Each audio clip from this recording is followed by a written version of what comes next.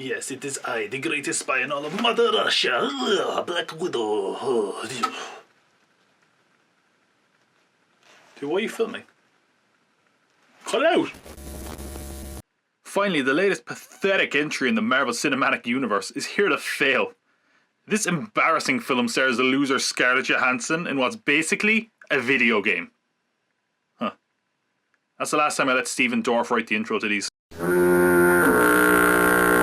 Well, after 2 years, the Marvel Cinematic Universe is finally back on the big screen with their least urgent film ever, because it's a prequel about Black Widow, who we all know now is dead. So in that way, this movie is long overdue, and I mean, this character's been in the MCU for over a decade now. And because of all that waiting for her solo film and for this movie to come out, does this movie reach the lofty expectations of fans?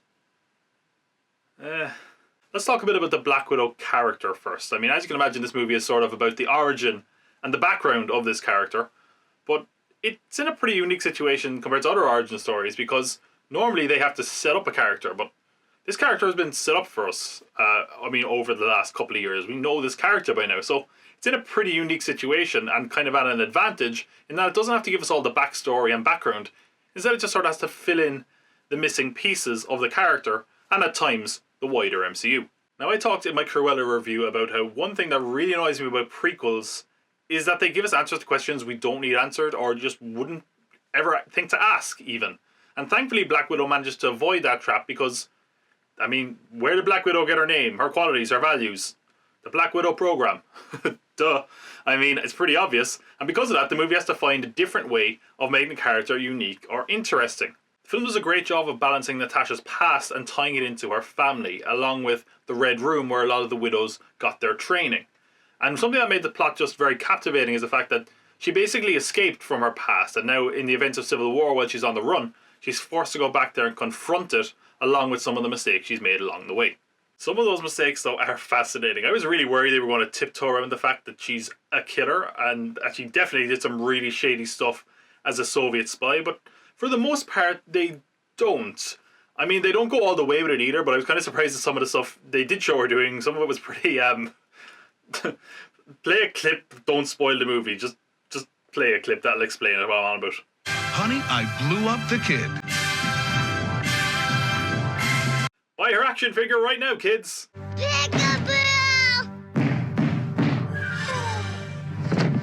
Seeing how this character became the most Black Widow of all the Black Widows is actually pretty entertaining, and honestly, to the movie's ultimate credit, it does a lot of the revelations without going excessively into flashbacks. I mean, the major flashback stuff is in the opening scene, and because of that, the movie feels a lot more focused and well-paced.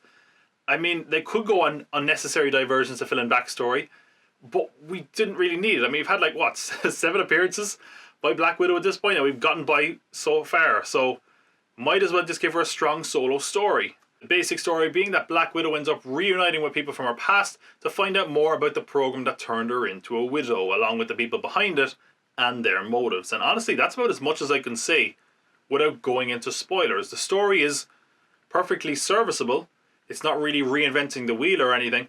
It's kind of a shame that this character is dead in continuity, because this feels like the first film, and a second film could have gone deeper and explored a bit more and given that character a bit more depth and another bite at the apple. But for what it is, the story is totally serviceable. It's just that this feels like the mandatory story that also has to cover the origins that a lot of these characters get. That being said, I found the story engrossing enough because it's a character that we've grown to like in Natasha Romanov, and the story leaves enough room for some really good character moments and, of course, a bit of action, which is what these movies need to be. Having a character without superpowers in your lead means that you have to focus on the shootouts and the fight scenes. And because of that, there's a real intensity and fluidity to those scenes that's very reminiscent of The Winter Soldier. There's some cool car chases in this movie as well, and I feel like the movie is doing its best when those action beats are on a bit of a smaller scale. And I think that's why the final act didn't fully click with me. It had one of those usual Marvel critiques where the ending is just a little bit much, a little bit overblown. The finale does have some excellent moments kind of leading up to it, but it just kind of lost me along the way. I mean, there's clips of this in the trailers they've put out where she's falling with style. I mean, it just felt very ungrounded, and it clashed with the rest of the movie, for me at least. It wasn't terrible. I just felt very disconnected watching those scenes. Now, I will say, at the very least, they managed to hammer home the emotional stakes after that, before the credits roll, to get me back on board again. Those emotional stakes are very much centered around the familial bonds that Black Widow has, which brings us to the cast of the film. We have her sister, played by Florence Pugh, who plays Yelena Belova. We have David Harbour, who plays Red Guardian, who's sort of a father figure. And we have Rachel Weisz playing Melina, who's sort of the maternal figure in her life. This is the family unit in the film. And honestly, they all have great chemistry. And anytime they share a scene, it's a joy to watch. David Harbour has some of the best scenes in the film as Red Guardian. He's like this Russian Captain America that's delusional and pretty entertaining. I mean, he's probably the closest thing the movie actually has to comedic relief. I thought he was fantastic though. Rachel Weisz's Melina didn't have as much to do as I thought she would, but she does fine in the kind of small role that she's given. But more importantly, I guess, David Harbour and Rachel Weisz play off each other really well, which the movie definitely demands. So they were both pretty good. But really, the relationship at the heart of the film is the two sisters. Florence Pugh has been on a roll in recent memory, and that really does continue here. She does a great job of finding the balance between the emotional and entertaining with the character of Yelena Belova, and she really clicks with Scarlett Johansson, which is totally necessary because it makes you really buy that these are two sisters who have fallen out and are starting to bond again, and that's to the credit of the two actors. They're just fantastic in the film. And given all the talk that Yelena Belova might be prominent in the MCU going forward, even potentially taking up the mantle of Black Widow going forward, it would be hard not to welcome that after her performance here, because I thought she was fantastic. Now, then again, heroes are nothing without a good bad guy. So how are Black Widow's villains? Ray Winston plays a sort of adversarial role, and as you might expect, it's a bit more of a sort of administrative villain. And you know, I mean, it's Ray Winston. You know what you're getting with him, and it totally works, to be fair. But of course, you're going to need a character that's also a bit of the muscle, and for that we have Taskmaster. I'm not going to say who plays Taskmaster. It's Greg Davies. Hello, I'm Greg Davies. Welcome to a brand new series of Taskmaster. That joke makes more sense if you've seen Taskmaster, but don't worry, it's not any funnier. Taskmaster is one of these fan-favourite villains, and I think people are going to be annoyed at the treatment of the character here. I mean, we get some cool fight scenes out of the mimicry concept, but we don't get a lot of development to make them interesting outside of that. I mean, I think as the movie goes on, it explains why we don't get that development, and I think it works. But I hope we haven't seen the last of Taskmaster in the MCU, because I think there's more to the character than what we got here. The movie does a good job of having a sort of distinct femininity to it, which I'm sure is going to delight and anger certain pockets of the internet. You know the ones. I felt it was handled pretty well overall, though. It kind of goes into, you know, what being in the Black Widow program does to a woman and how it takes away their choices. And, you know, in case you didn't pick up on those themes already, they have some very on-the-nose lines later on, in case, you know, you didn't get any of the subtlety. They'll make it very obvious, very quick.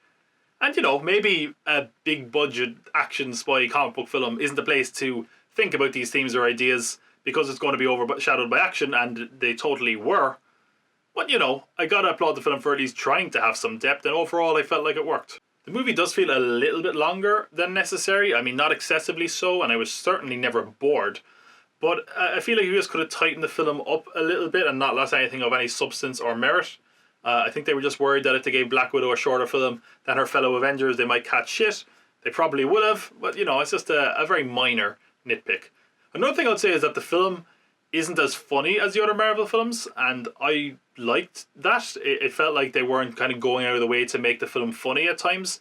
There were a few times where maybe they went out of the way to get a joke, but certainly there weren't as many groaners as there has been in some other Marvel films. The biggest problem for Black Widow is that it can feel a little bit disposable. It in no way feels very pivotal to the MCU, through no fault of the film itself. It feels like the standalone adventure it always should have been, albeit a little bit too late. That being said, the adventure we got is full of some great action and characters, and some really solid performances. And is it a game changer? No. It basically just feels like a James Bond or Jason Bourne film with a Marvel twist.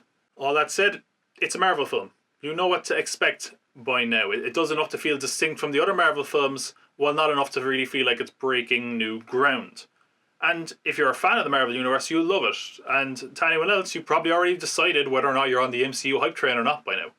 And regardless of whether you are or not, the train is going to keep moving, even though this might feel like a lateral step instead of a step forward. But for what it is, this movie is an entertaining blockbuster, a worthy entry in the MCU, and a fitting end of the road, if it indeed is, for the character of Natasha Romanov. And while you haven't had to wait as long as Scarlett Johansson has for her solo Black Widow film, nevertheless, for many people, myself included, this film was worth the wait. Comrades.